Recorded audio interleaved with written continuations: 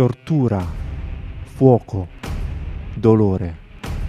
Molti vogliono vedere per credere, ma per conoscere l'inferno basta leggere come viene descritto nella Bibbia questo luogo terribile.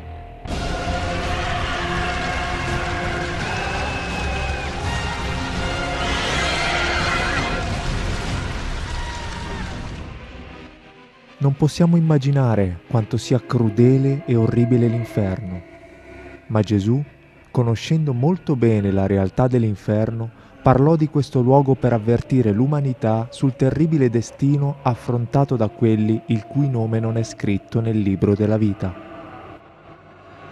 L'inferno è descritto nella Bibbia come un luogo in cui il fuoco è inestinguibile, un luogo in cui le vittime sono torturate tanto fisicamente quanto mentalmente. E nell'Ades, essendo nei tormenti, alzò gli occhi e sarà tormentato con fuoco e zolfo.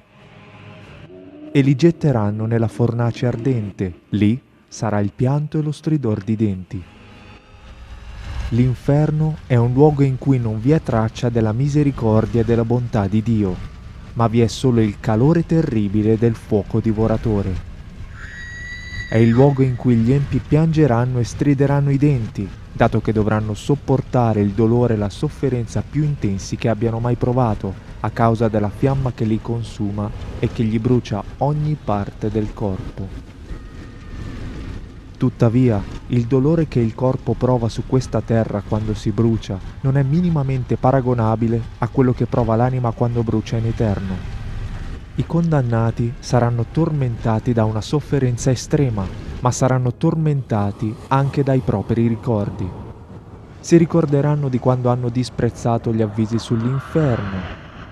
Si ricorderanno dei consigli che hanno ricevuto affinché si pentissero, di quante volte gli sia stato detto che era impossibile essere salvi e godere delle benedizioni del cielo senza sottomettersi a Gesù come Signore, e non diedero ascolto. Questi saranno tormentati vedendo la gloria di Dio a distanza. Questo sarà solo l'inizio della sofferenza dei condannati all'inferno, perché a quelli che hanno negato la fede sarà riservato un posto peggiore. Se stai tornando alla presenza di Dio e riconosci di aver negato la fede o semplicemente di aver negato la realtà dell'inferno, hai bisogno subito di ravvederti, abbandonare il peccato e cercare di riconciliarti con Dio tornando alla fede. Il battesimo nell'acqua è il primo passo verso la salvezza. Prendi questa decisione oggi di dare la priorità alla tua vita spirituale e fare cura della tua anima, poiché sarà una decisione che condizionerà tutta la tua eternità.